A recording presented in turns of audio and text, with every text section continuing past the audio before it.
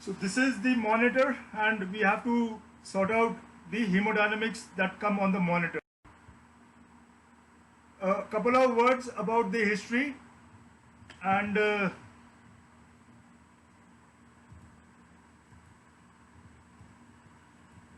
you can see here, this is the first time blood pressure was actually shown to exist in the year 1733 by Stephen Hales.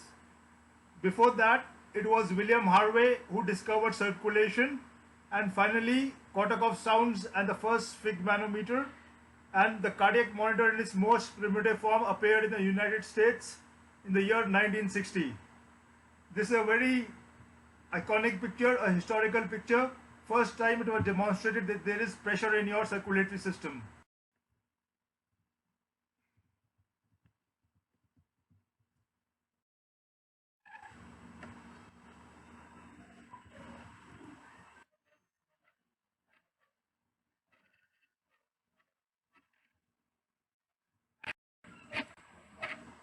So the cardiac output is 4 to 8 liters per minute, but it is better to have the cardiac index that is equal to 2.5 to 4, and that is cardiac output divided by body surface area. And then stroke volume, which is dependent upon these three factors. The purpose of entire hemodynamic monitoring is to deliver a good cardiac output, the optimum cardiac output, and that is the whole purpose of hemodynamic monitoring. That's the purpose of the heart, and that is the delivery of oxygen to the tissues, and that is life. So what are the ways by which we can measure cardiac output? Every ICU has an echo machine, and the simplest is to calculate the stroke volume by seeing the VTI. The VTI has to be seen at the aortic orifice. Of course, sometimes the image may not be good, or you may not be good enough at your operational skills, then you cannot. But that is the simplest way. VTI gives you the stroke volume, and stroke volume into heart rate is the cardiac output. Other than that, we have an esophageal probe which gives you continuous monitoring of the cardiac output, and then we have invasive monitoring by flow track and PICO, which I just showed you. Now the first thing is the heart rate. Often you will have tachycardia or bradycardia going on.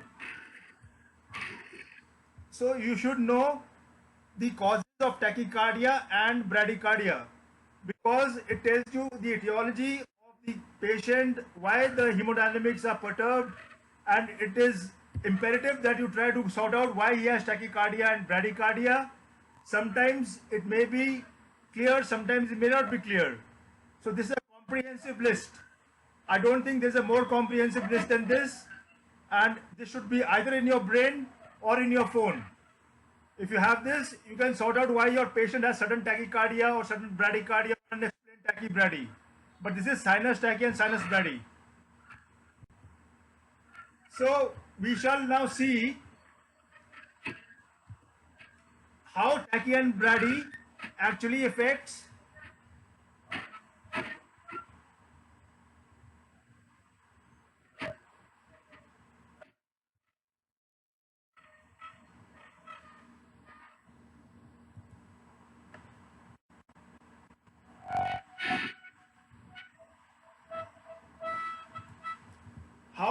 and brady affects the stroke volume and cardiac output.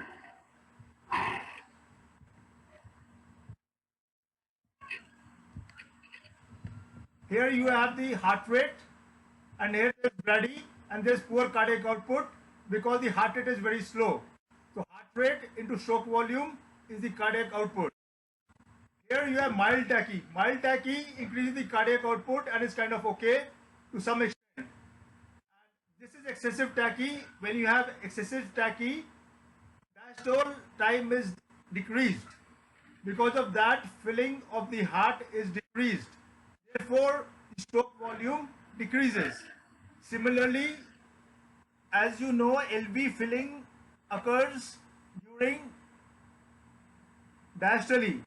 The coronary flow which perfuses the LV occurs during diastole, and if the diastolic time is decreased, the cardiac function gets impaired because the coronary flow decreases. That does not occur with RV, because RV gets flow even during systole, as the RV pressure is much less than the aortic pressure which perfuses the coronaries. It is important that you know the causes. Now we shall talk about SVR. SVR is systemic vascular resistance, and that is approximately the normal systemic vascular resistance. So you have to know the conditions in which SVR is increased and decreased in shock. Shock is classified into high SVR and low SVR. And sometimes you have a mixed shock. Mixed shock meaning you can have a patient who's having a cardiac shock, on top of that he gets septic, and other combinations can be there. In these patients, your SVR will lie between the two kinds of shock. One more thing here is that epinephrine, if you give to increase SVR, should be given at more than 10 microgram, because it is only beyond 10 microgram it actually causes alpha constriction. Below 10 microgram it causes only beta stimulation and increase in cardiac output. It does not increase the pressure. So that should be borne in mind. And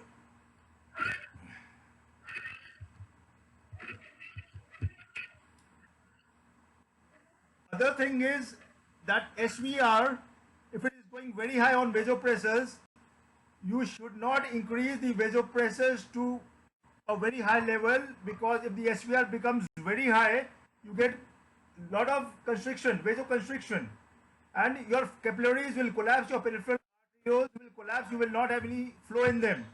So you should not go on increasing your SVR with vasopressors if you have a value on SVR. And SVR can be calculated from the formula of cardiac output and blood pressure, which I showed you earlier. Okay? Now we come to the arterial trace. This is the arterial trace, and I think the diagram is pretty clear here. As you can see, this is the systolic upstroke, this is the systolic downstroke. This is D is actually the aortic closure, the dicrotic notch, and this is diastolic runoff, diastolic period. F is diastolic pressure, and then it repeats itself.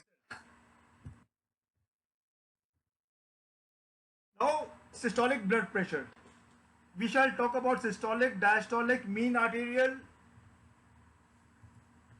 and MAP and pulse pressure. These four components are very important to be understood. It is not just the blood pressure is 100/70 or 60/80 or whatever. One has to try and understand what is elevating SBP, diastolic blood pressure, and try to sort it out, because it is very important to understand the pathophysiology of blood pressure. Otherwise, you are just treating numbers, and it is, not always fruitful. So that is what I will try to do here. Now, the systolic blood pressure depends on diastolic blood pressure. Is that understandable? And stroke volume. You see, systole starts after diastole, right? Now, the diastolic period is ending and the heart starts pumping blood. That is systole. So, whatever blood is pumped in to the vessels elevates the diastolic pressure to systolic pressure. So, if diastolic pressure is high, obviously the systolic pressure will be higher. So, that is how the systolic pressure depends upon the diastolic pressure. And stroke volume. Stroke volume, because whatever you are ejecting in systole is the pressure that will elevate the diastolic pressure to systolic pressure. Systemic vascular resistance. What is the importance of systemic vascular resistance for systolic blood pressure? If your arteries are constricted, if the SVR is high, your peripheral arteries will be constricted and your systolic pressure will be higher. Because to understand pressure, imagine your blood vessel is a tube, is a 1 feet, 2 feet long tube, and there is water flowing through it, which is blood. Whenever I'm trying to explain, just try to put that picture in your brain. You are pushing water across a tube 2 feet long, and the water is blood and the tube is blood vessel. So just try to picture that when I tell you about all this. Stiffness of arteries. No, I talked about SVR. SVR is the diameter, and stiffness is compliance. We all know compliance of lungs, but there is compliance of the arteries also. When blood is pumped into aorta, it distends, and that is compliance. In atherosclerosis or hypertension, the compliance is decreased and the arteries become stiff. And finally, there is something known as Windkessel effect, which none of you will know. I will explain to you. This is a very important concept. What is normal blood pressure? Here you can see the normal blood pressure. 80 to 90 is the lower part, but 130 to 90 is the normal systolic blood pressure. It is a this type, and some patients may have a SPP in the lower range, that is up to 100. Supposing you are a patient with a blood pressure of 100 by 70 in the ICU, is that normal or abnormal? Does he have hypertension? Well, 100 by 70 in elderly will be hypertension. But sometimes young patients, asthenic patients, especially, 18, 19, 20-year-old girls who don't have too much of a body mass often have a blood pressure of 100 systolic. And certain disease conditions like CLD and some others. So sometimes 100 systolic is normal. Even 90 I have seen, normal pressure. So this, I think we have already done this slide. So these are the causes of low diastolic blood pressure. The causes is very important. Certain things have to be remembered in medicine, certain things have to be understood. Then, on the basis of your diastolic blood pressure in septic shock, you can adjust your vasopressors. If your SVR is remaining low, then your DPB will remain low. You can go on increasing your vasopressor. That is one way of titrating the vasopressor.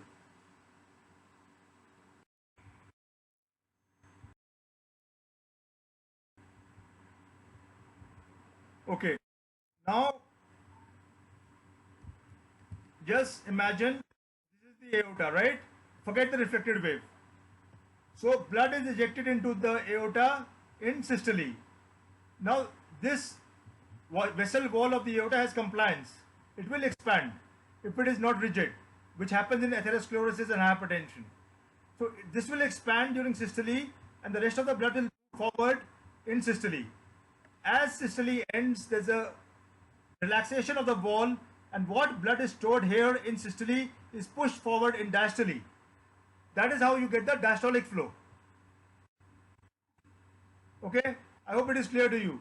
These are concepts I know which is sounding absolutely new to you, but this is what it is, because this is not really taught to us. And books, you take up any book in critical care, it will not have all this. But this is the way. There is systolic blood pressure and there is diastolic blood pressure. And standard textbooks of cardiology do not mention this because this is relevant only to us, intensivists. Because the blood pressure is the fundamental thing to us, the low blood pressure. The high blood pressure is the cardiologist's domain. Okay, so that is reconstituted blood. Now I told you about 160 by 70 blood pressure in elderly. Okay, the systolic is increasing and the diastolic is decreasing. Very strange. Why does that happen? That happens precisely because of this. There is stiffness of the arteries. So the systolic time, the systolic period when the ejection is occurring and blood is flowing here, the vessel wall does not dilate. There is no reconstituted blood because it's stiff. Compliance is low. So the blood moves forward. And during diastole, there is no flow. So diastolic blood pressure is low. Because there is no reconstituted blood. And in systole, because this is stiff, it does not expand, the pressure will be higher. If you have a tube and you push water into it, and if it is expanding at its walls, obviously the pressure will be less because the cross-sectional area is increased. But if it is stiff, the pressure will be higher. So if you have to understand these concepts like I told you, just imagine the blood vessel is a tube and the blood is water. And just think what is happening is very easy. So that is why you get 160 by 70 in the elderly.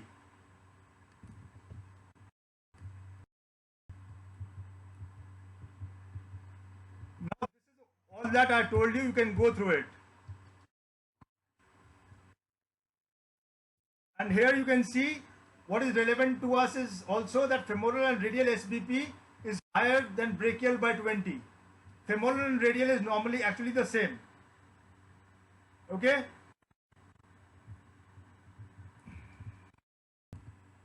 Okay? The whole idea, why do you want to maintain the blood pressure? Tell me. You want to maintain the blood pressure to maintain this. There will be nothing here otherwise. Huh? Okay. And one more thing is that if you give too much of vasopressors, this collapses.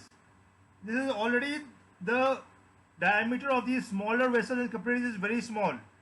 And if you give too much vasopressor, if you make the SVR too high in order to maintain the blood pressure, this shuts down. It becomes so constricted, there's no flow.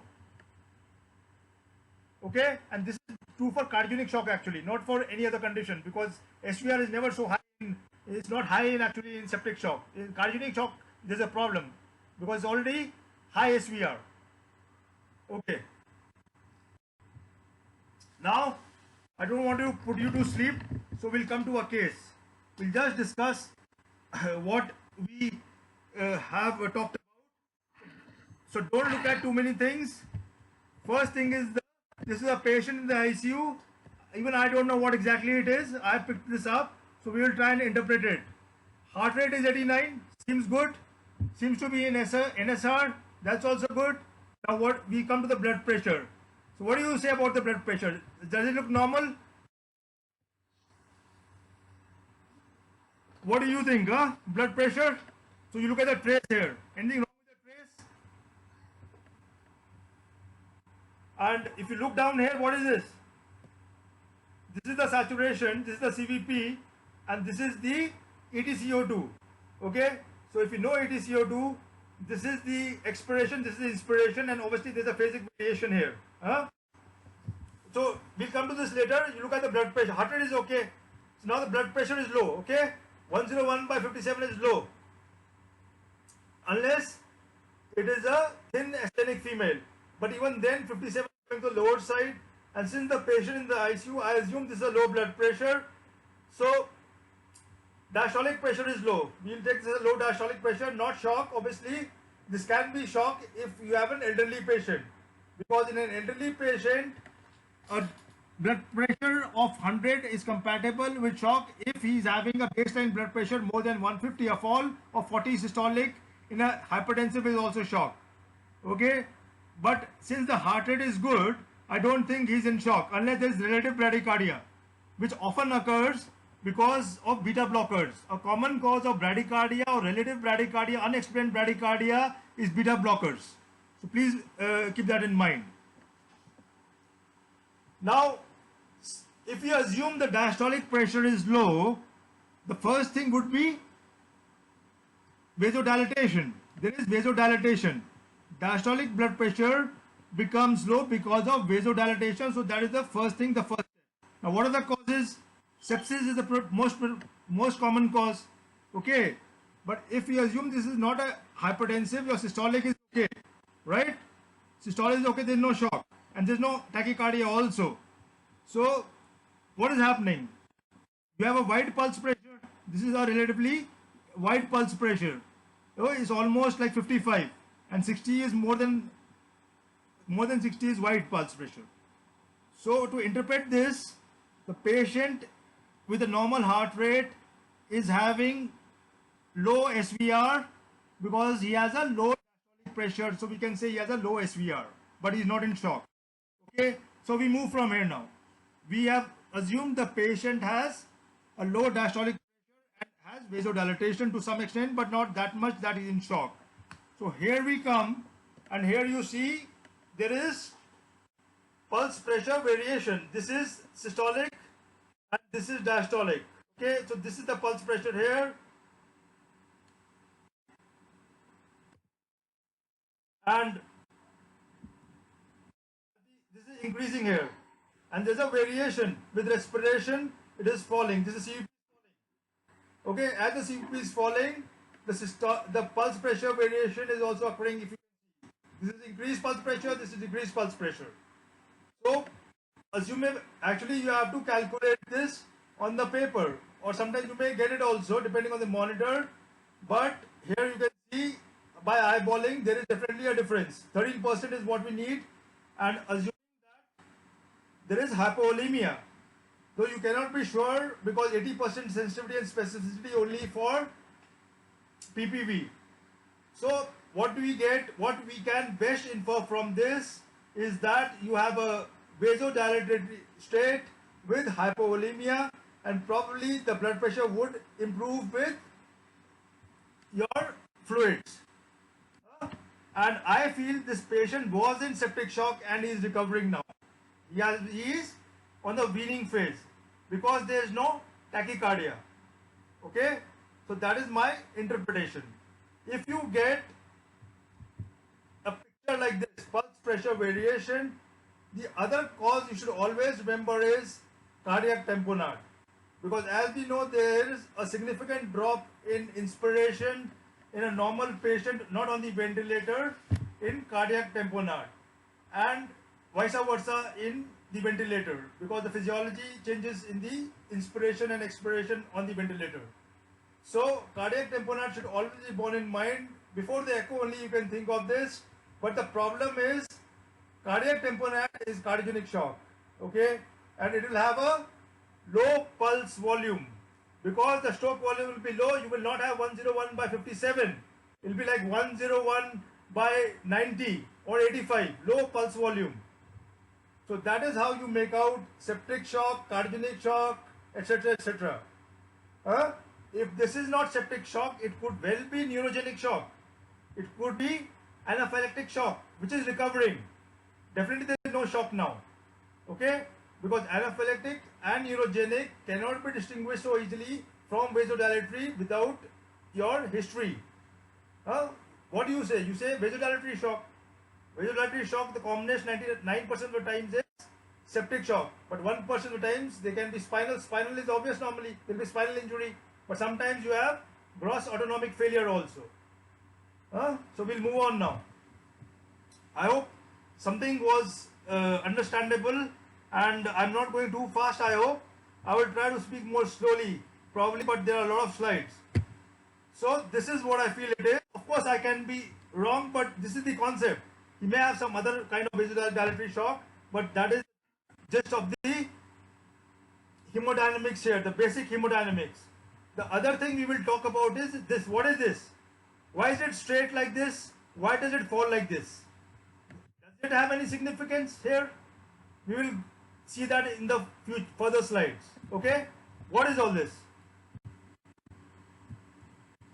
Michael R. Pinsky, he's a professor in the United States, and I think from what I have read, he has contributed the maximum to my learning, and he is the pioneer in a current understanding of hemodynamics. Professor Pinsky. So if you have articles or you need articles on hemodynamics, please look for his, because there's a lot of trash which goes on in the literature now. 80% of the articles are trash. And here you can see a damped and an overdamped and a normal. This is, I think, familiar to all. And this is the flush test, which again I think everybody knows, to check your arterial line. And this here, you flush the line, and this is the normal. You get a single spike. If it's underdamped will show higher blood pressure than normal. You'll get multiple. If it's overdamped, where it will show lower blood pressure, you'll get no spike. But remember, damped or not damped or overdamped, your map is always the same. So map should be seen. Then measurement of blood pressure. This is an oximetric device, which is the best now. It is better than the mercury manometers and is recommended. Okay. Then we have NIBP, invasive BP, and it is very important to know this, that 30% of lines, arterial lines, were inaccurate in one study. It is very frequent. So what blood pressure you are getting, is it correct?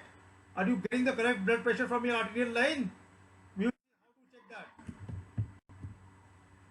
So we will now move on to a little bit of your devices, just a few slides. And here you can see you have flow track, and you have pico. And this here shows you how you get the values from these devices. You see here, this is what? This is the arterial trace. And what methods they use is pulse contour analysis. So this is the pulse contour. And this is pico. Pico uses the area under systole. This here is the dicrotic notch, and this gray area is the systolic area. And from this, pico derives the stroke volume.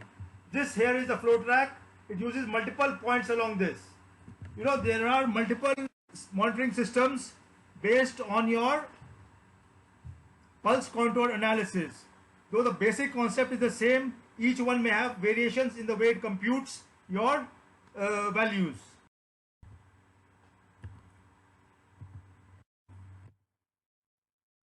Now, the most important thing is here is the K factor. This K factor is a constant depending on sex, age, weight. Okay? But this assumes a normal physiology. So when you are in shock or using vasopressors, obviously your physiology is altered. That is why there's a problem with these flow tracks and such devices in a shock state. That is why they say the reliability is not good, and that is why you should follow increase in cardiac outputs and trends in cardiac outputs rather than absolute values if the patient is in shock or on vasopressors. And a beautiful thing about flow track is that you can use it for PLRT, because PLRT is the best way to assess fluid responsiveness as of today. It is an accuracy of over 90% and does not require the patient to be on the ventilator and does not transfuse any blood, any fluids. It is auto transfusion of your own blood. So PLRT, please do it in your ICUs, but you have to know the cardiac output because you have to see the change in the cardiac output. All right. Now, who devised the formula for pulse contour analysis? This was Wesseling in the year 1983. He gets the credit for all these pulse contour analysis monitoring systems that we have now, because the formula, which is I think called CZ squared formula or something, that was devised by him, and everything after that has come from his formula. This is the systolic area. Here is the dicrotic notch, so it computes from here. This is area of pressure curve, compliance, shape of pressure curve, and this is all biophysics and biomechanics, and there is a calibration factor which goes into pico, and this comes from the thermodilution, and that is why it is called calibrated, because the thermodilution cardiac output is in real time. Okay, it is not 100% either. Even that is not 100%, but that is the most accurate thing you have. And once you get that, the pulse contour analysis method is used by the arterial cannula to give you a continuous blood pressure. Your cardiac output. So that is the fundamental process used by the pico. Okay.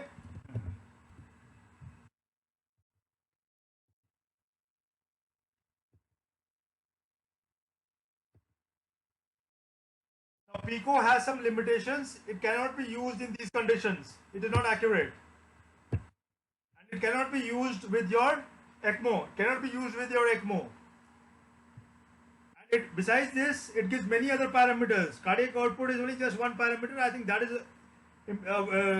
is known to everybody. And the very important thing is extravascular lung water. It gives you extravascular lung water, which is the water which is present outside your pulmonary circulation, that is edema. That is, it gives you an estimate of pulmonary edema. So if you have shock and if you have pulmonary edema because of ARDS, then you have to have pico, otherwise you are shooting in the dark. Okay, of course most of us don't have pico. 95% of Indian ICUs don't have pico, maybe even 99%. But if you have to scientifically save a patient of shock and ARDS, you got to have pico, because it gives you extravascular lung water. That is the estimate of pulmonary edema or ARDS, and if you know that, then only you can give your fluids appropriately.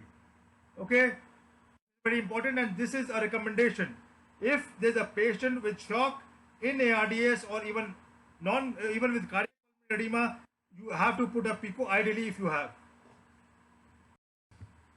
And this is a picture of PICO to those who may not have seen. I'm sure many of you may not have seen a PICO. And here you can see there are two shots actually. This is not one patient. This is the neck area, and this is your central line.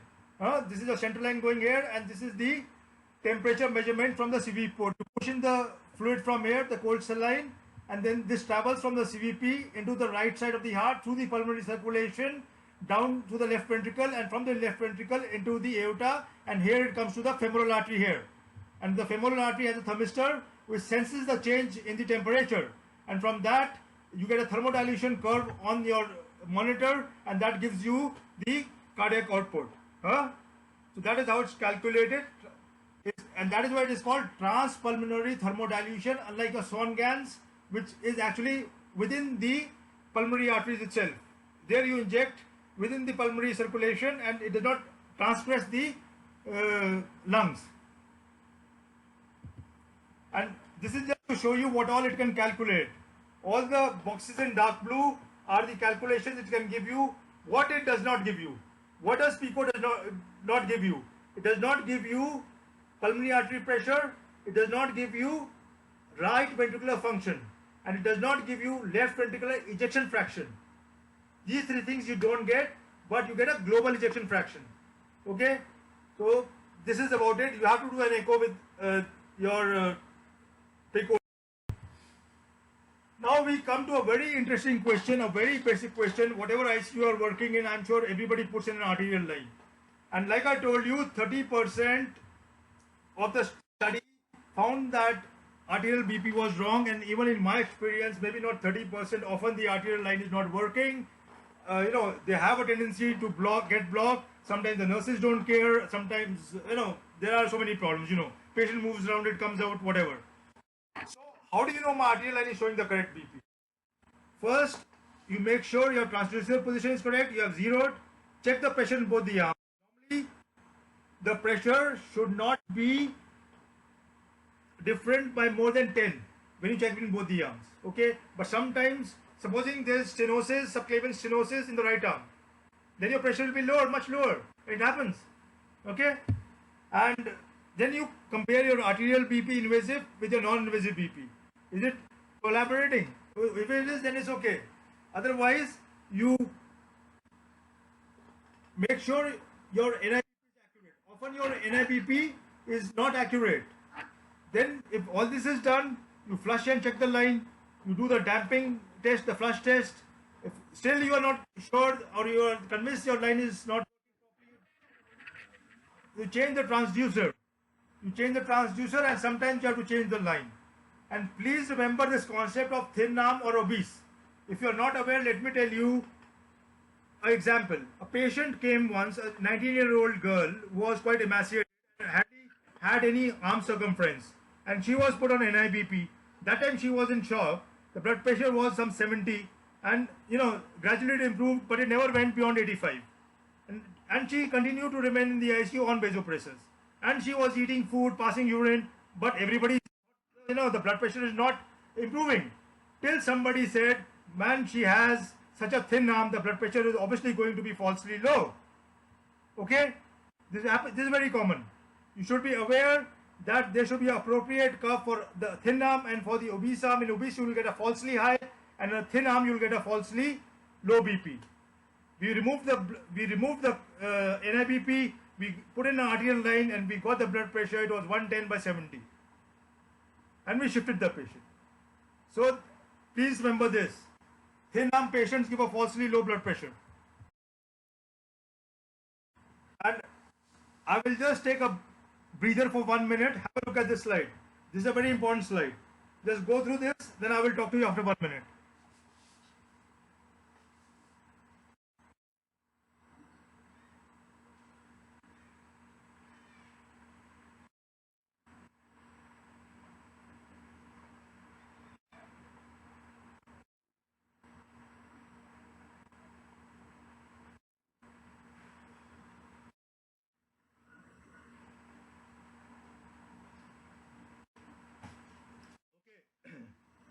So, dear friends, this to me is the most fundamental slide in all of hemodynamics. Huh?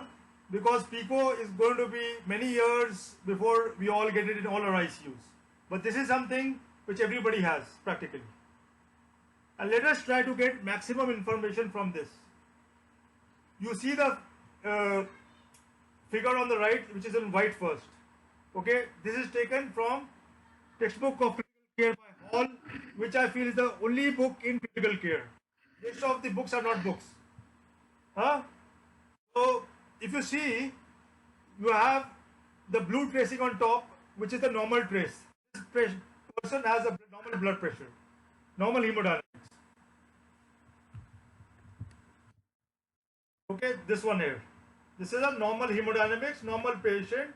We just put a line and we get this. Then this is another patient, we get this.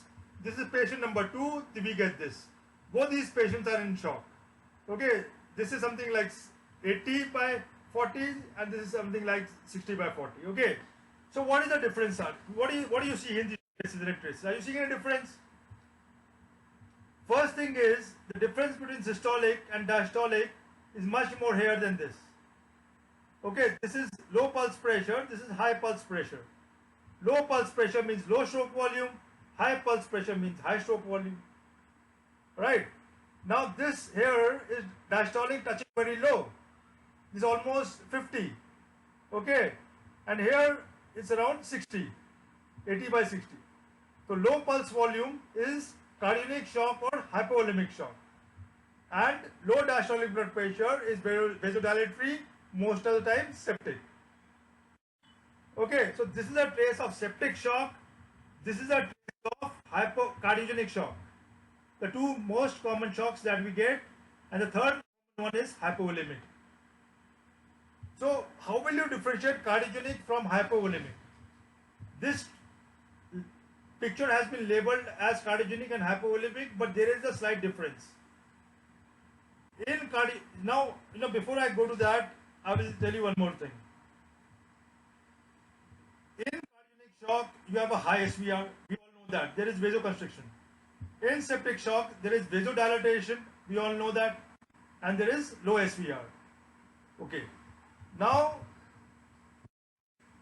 if there is low SVR, like we have in septic shock, this is the diastole. This is called the diastolic runoff or the diastolic period. This is steep. It falls rapidly down because there is very little resistance in the peripheral arteries. However, if your SVR is high, like it is here, then there is resistance to the forward flow of blood and this tapers off slowly. Okay? So if the more it slants down, the more the SVR, and more vertical this downslope is in diastole, less your SVR. One. Secondly, we have to analyze what is this. This is the systolic upstroke. Please listen carefully. This is very important and this is not there in literature. Nobody will tell you. I'm not just saying that for the sake of saying. This is the crux of the lecture. What is the arterial trace? This here is the ejection from the upstroke in systole. The heart is ejecting directly. And here is the dichrotic notch and this is the systolic ending here. But this is the upstroke. Now, you see the upstroke here? There's a difference. Why is there a difference? This is a classic trace. This is cardiogenic shock and this is septic shock. Now let me tell you, my friend, if this is going straight up, that means your contractility of the heart is good. Your EF is good. If it's steep, don't look at the height. It's not the height, the steepness. And it is understandable. That means it is pumping vigorously and is going straight up into the aorta and forward. And if the ejection fraction is less, there is a weak contractility, it slants. The more it slants, the lesser your contractility. Alright? Now why I said this trace is not correct for hypovolemic shock? Because in hypovolemic shock, the contractility is good. If you do the echo or if you have done the echo in hypovolemic shock, it is hypercontractile. So it will go like this. Okay, but that is excusable because this is a book, they cannot write so much. The problem with books is they cannot write because it is just going on increasing. What used to be 4 pages on shock now is 40 pages. How much will they write? Okay, so whatever, anyway. So I hope this is clear. Please try to understand this, and we can discuss this later in the group if you want, no problem. But I cannot just go on because we have time limitation. Okay, and I have muted you right now because, otherwise it gets very confusing. We'll discuss this in the group if it's not understandable. Okay, now I've told you about the diastolic runoff, okay, which reflects the SVR. I've told you about the difference between the diastolic pressure and systolic pressure, which tells you about the stroke volume. I've told you about the upstroke slope, which tells you about the EF or the contractility. And there is one more thing. Your arterial trace tells you everything to a great extent. It is not 100% accurate, but neither is any test in medicine 100% accurate. In the ICU, your procal, for which you depend upon so heavily, has a sensitivity and specificity not more than 100%. Patients die of septic shock with a procal of 0.25. So it just stands there, but you need to practice. You need to understand the physiology and the alteration in physiology and look at the trace when you go to the ICU and correlate it with the shock you have, because you will know what shock you have sooner or later.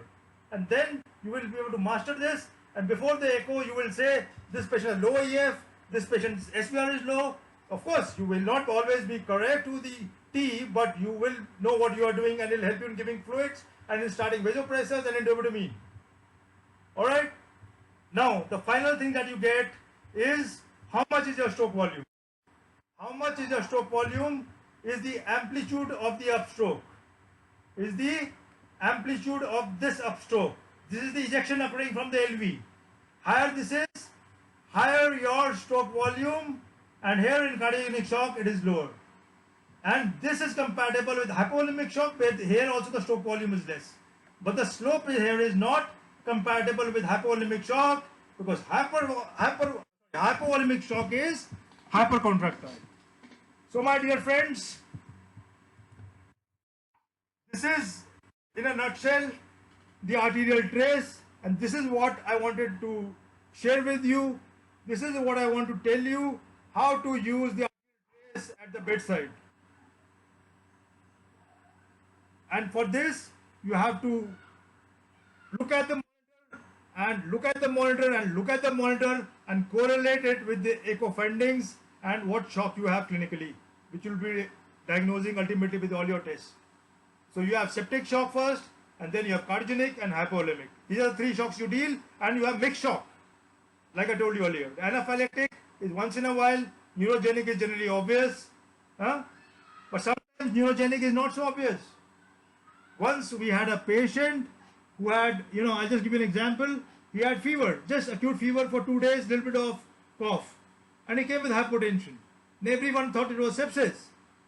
That is what you think. No, fever was there, sepsis was there, TLC was around 12,000. But the patient did not recover. And what did he have?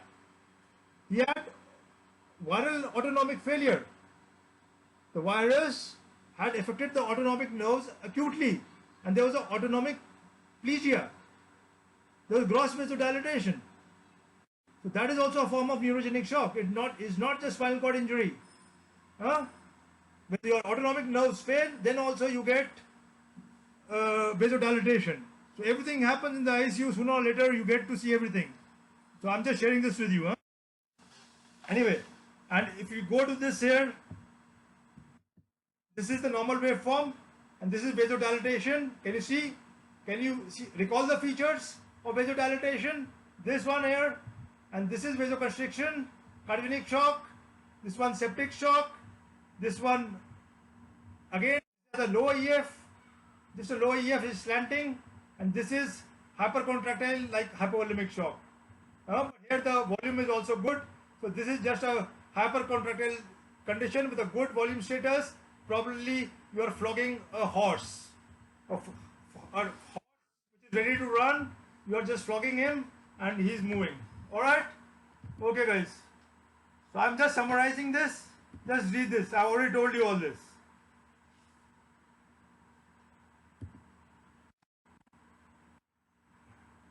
Okay? These are 4 cardinal statements. Please try to understand this and apply this. If you got this, 50% of the lecture has gone with you.